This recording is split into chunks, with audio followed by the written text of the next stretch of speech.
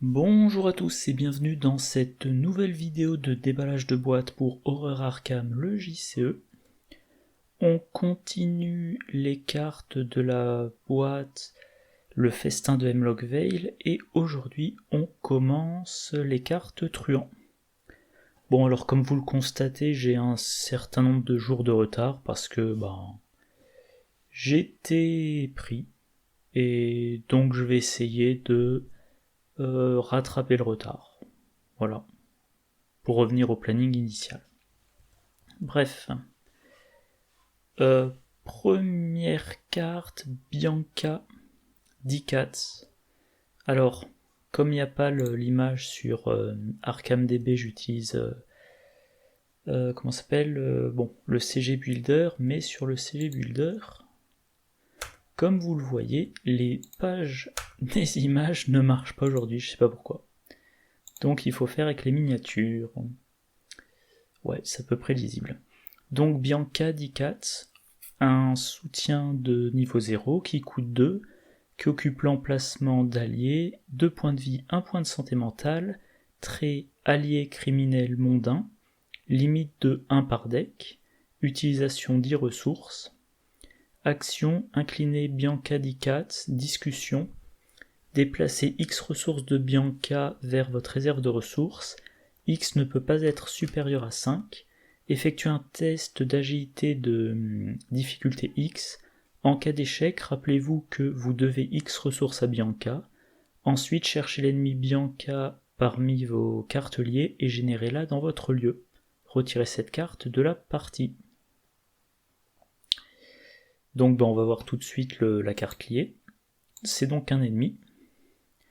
Ennemi faiblesse, 3-3-3, trait humanoïde criminel mondain, lié, chasseur, proie, le détenteur uniquement, donc la personne qui a mis la carte Bianca dans son deck.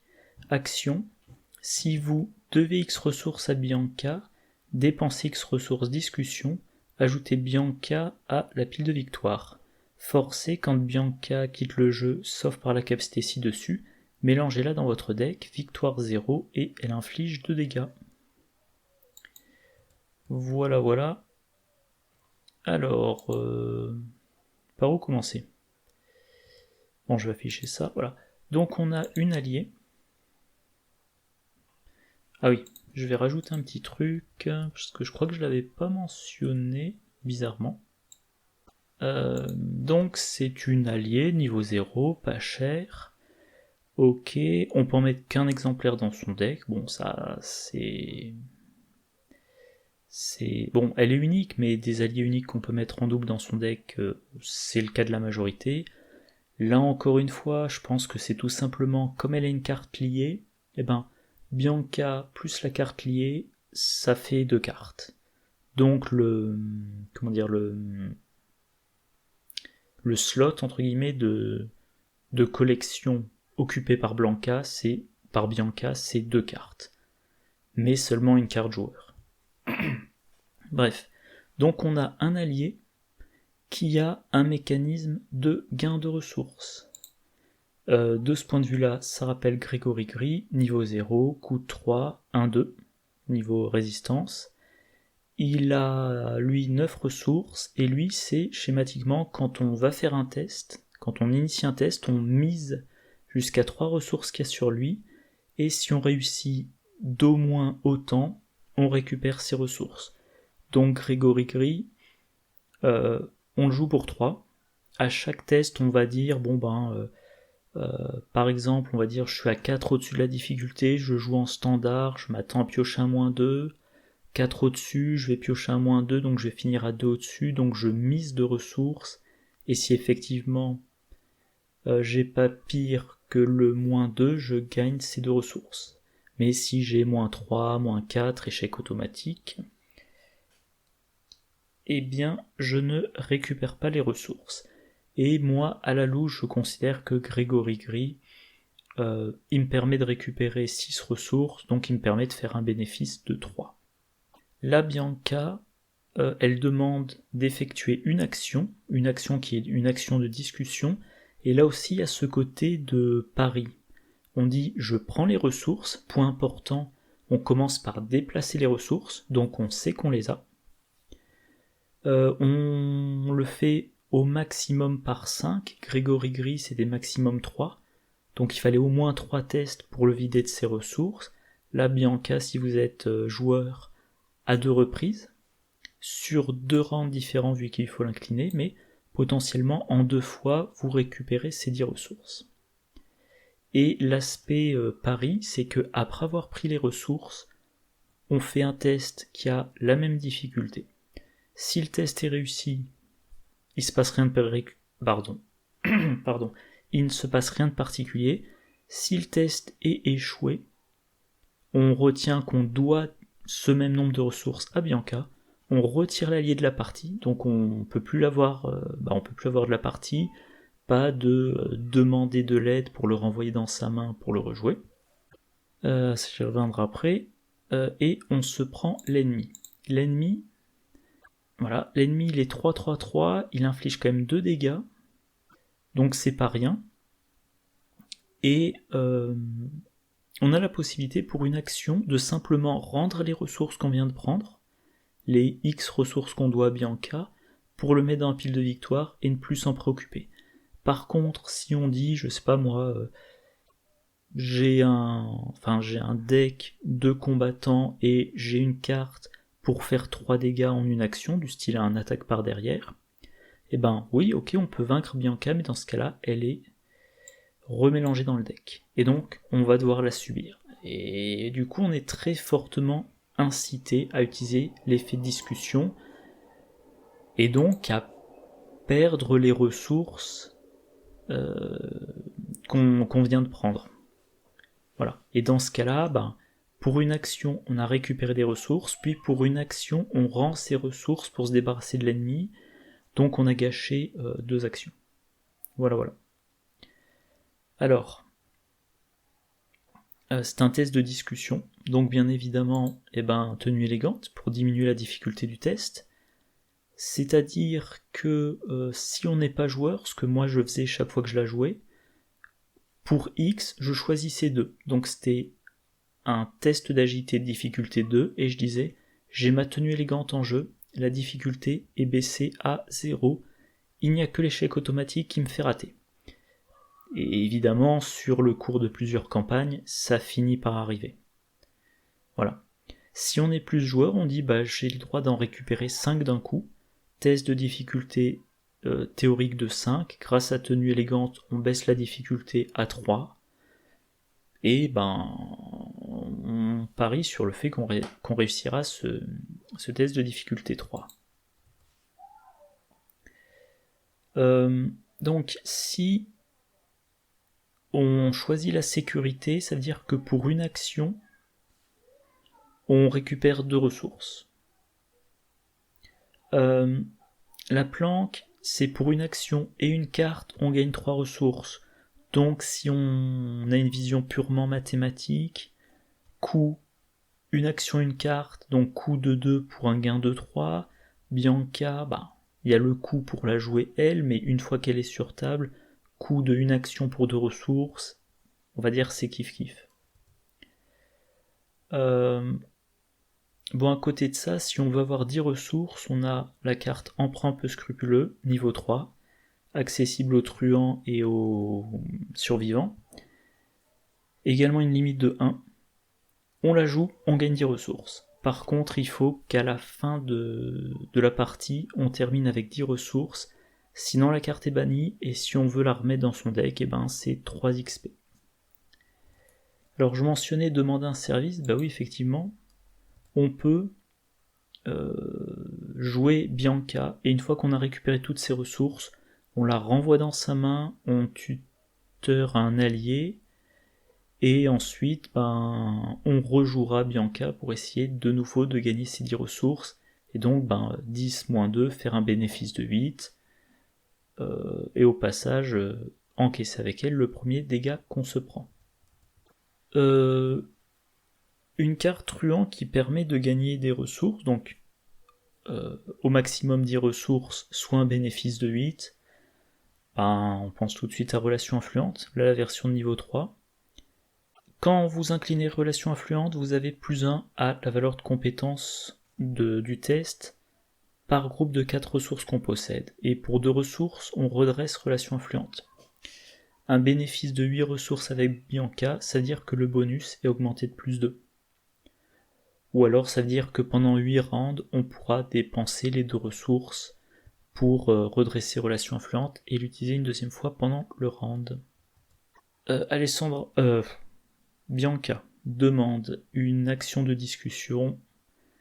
Bien évidemment, la carte est plus intéressante dans un deck Alessandra Zorzi vu qu'elle a une action supplémentaire pendant son tour pour faire une discussion. Et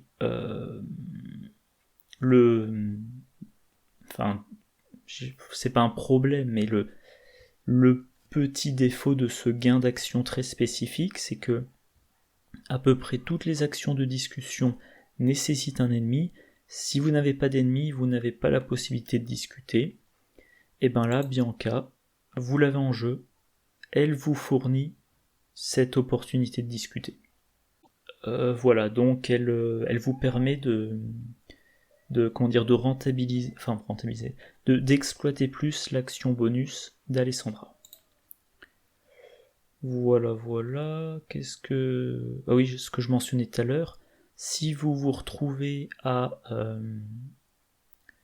si vous êtes trop gourmand ou que vous piochez l'échec automatique, que vous prenez, vous retrouvez donc avec la faiblesse Bianca, soit de nouveau discuter et rendre les ressources pour s'en débarrasser, soit attaque par derrière de niveau 3, combat à l'agilité de 4, pour faire 3 dégâts d'un coup, ce qui tue l'ennemi Bianca.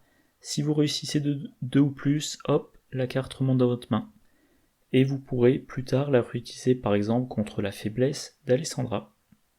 Voilà tout ce que j'avais à dire sur Bianca, me semble-t-il. Deuxième carte. Document compromettant. Un soutien de niveau 0 qui coûte 2, trait, objet, livre et illicite. Ça n'occupe pas d'emplacement.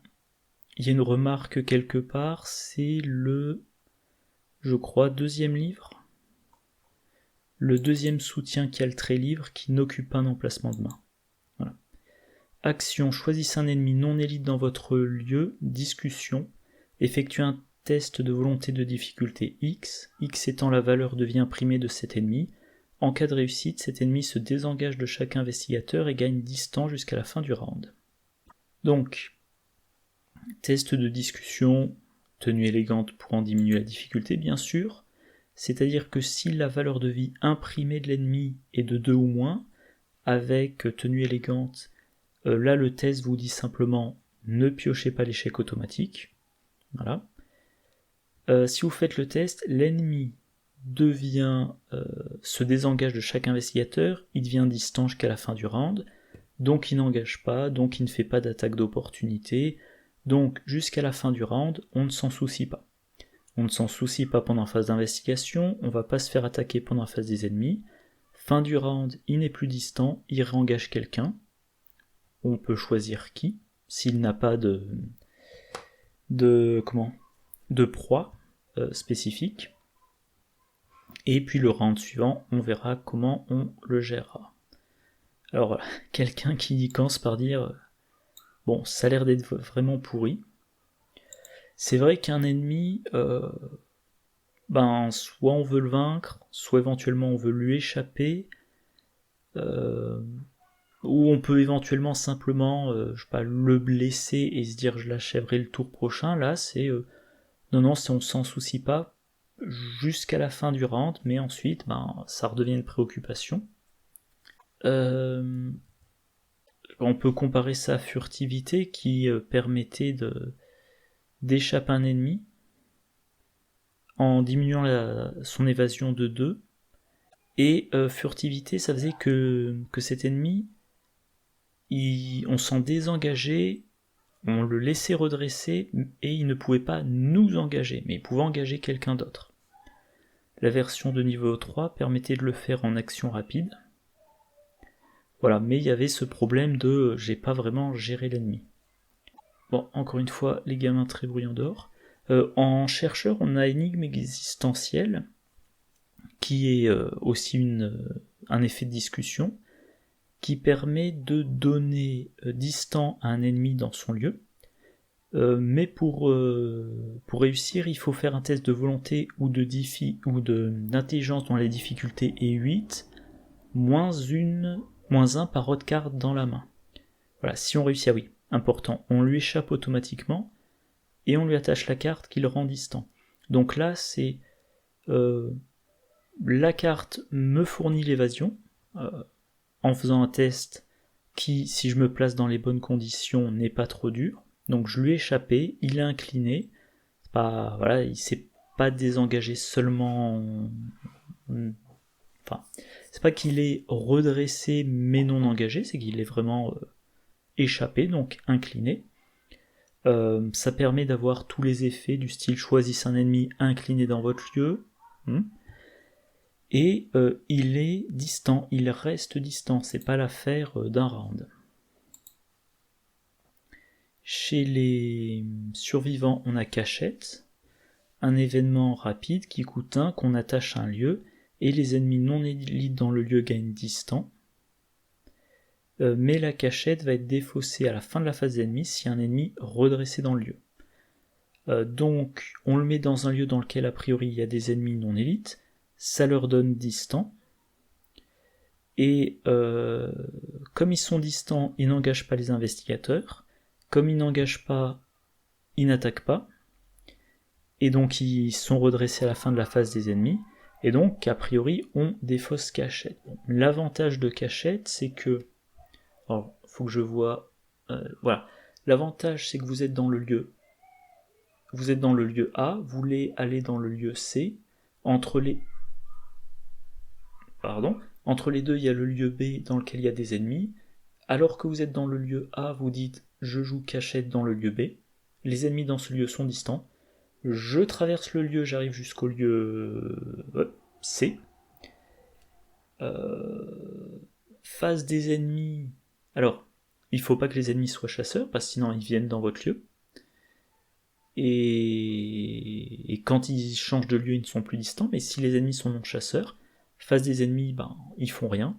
Fin de la phase des ennemis, cachette et défaussé, mais vous avez quand même pu traverser.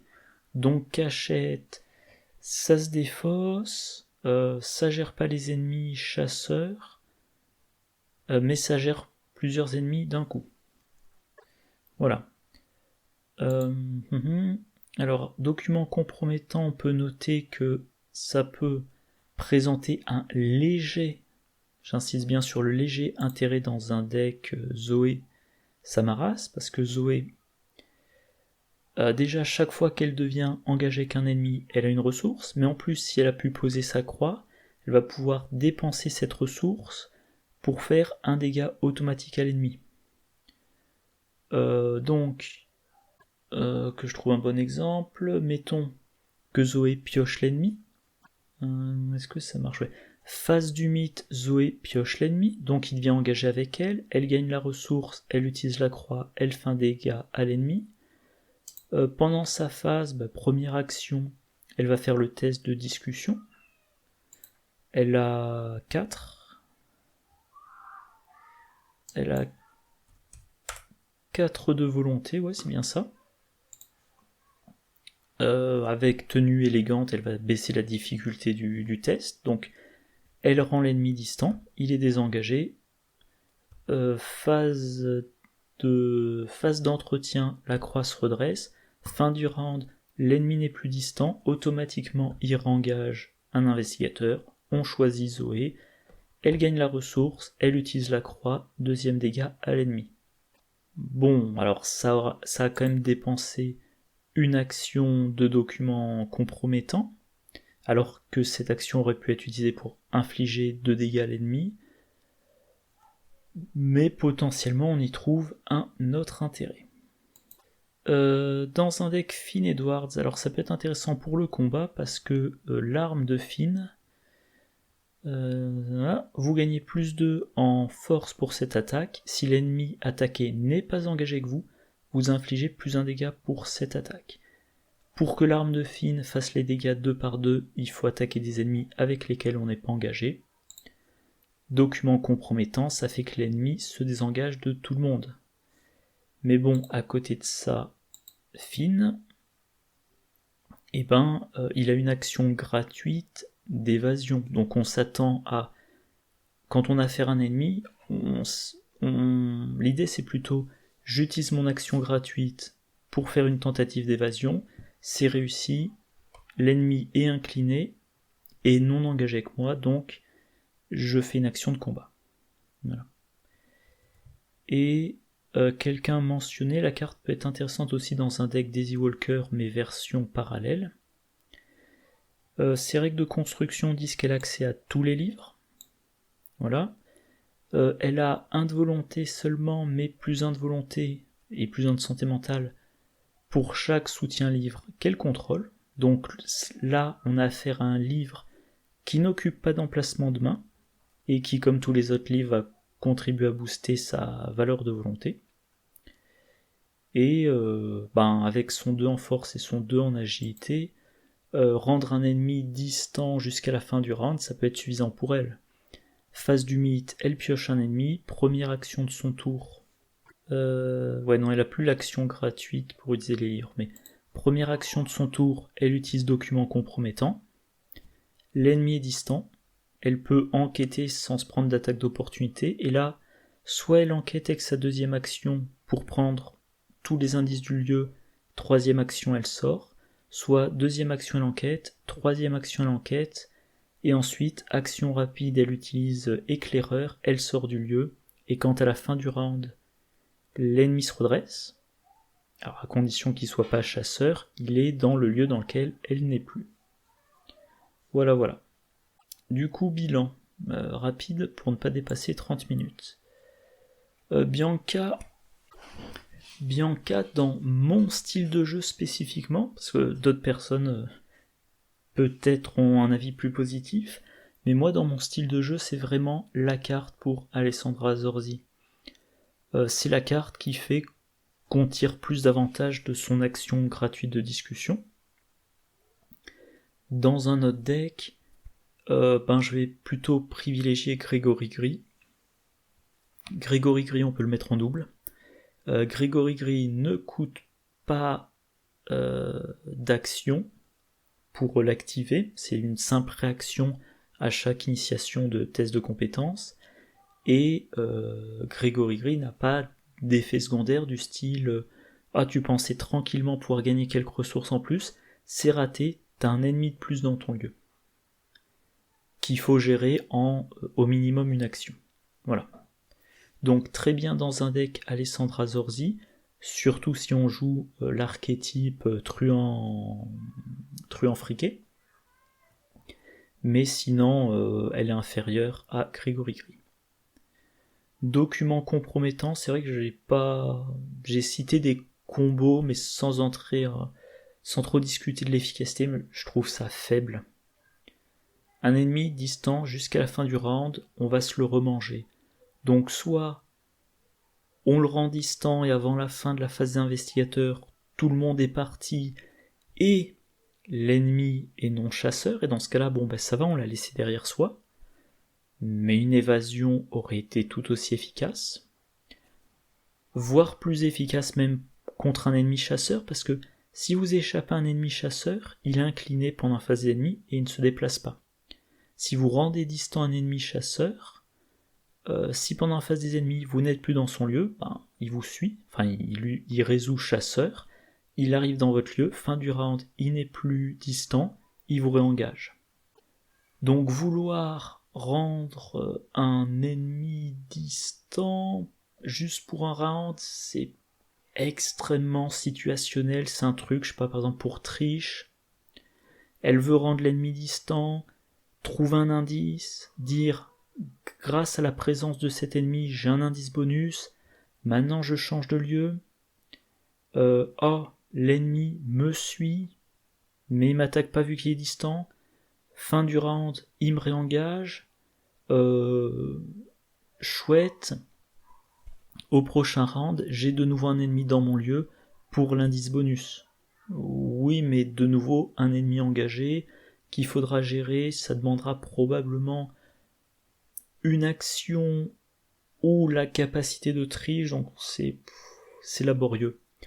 Peut-être qu'un jour on aura une version niveau, je sais pas, 2, 3, 4, avec un effet beaucoup plus puissant, du style vous l'inclinez et il se redresse pas à la fin du round, ou je sais pas, il est distant pour 2 rounds, ou l'effet en action rapide, mais là, la version de niveau 0 qu'on a pour le moment, je la trouve beaucoup trop faible.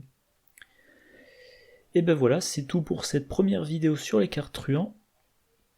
Prochaine vidéo, de mémoire, ça sera sur l'arme, niveau 0 et niveau plus, niveau 2. Et je sais plus quelle sera la troisième carte. Ça sera probablement, que j'y revienne, ça sera probablement le masque. Bon, vous savez déjà ce que je pense des masques. Toujours est-il que moi d'ici là je vous souhaite une bonne journée, une bonne soirée, de bonnes parties, et je vous dis à la prochaine. Au revoir.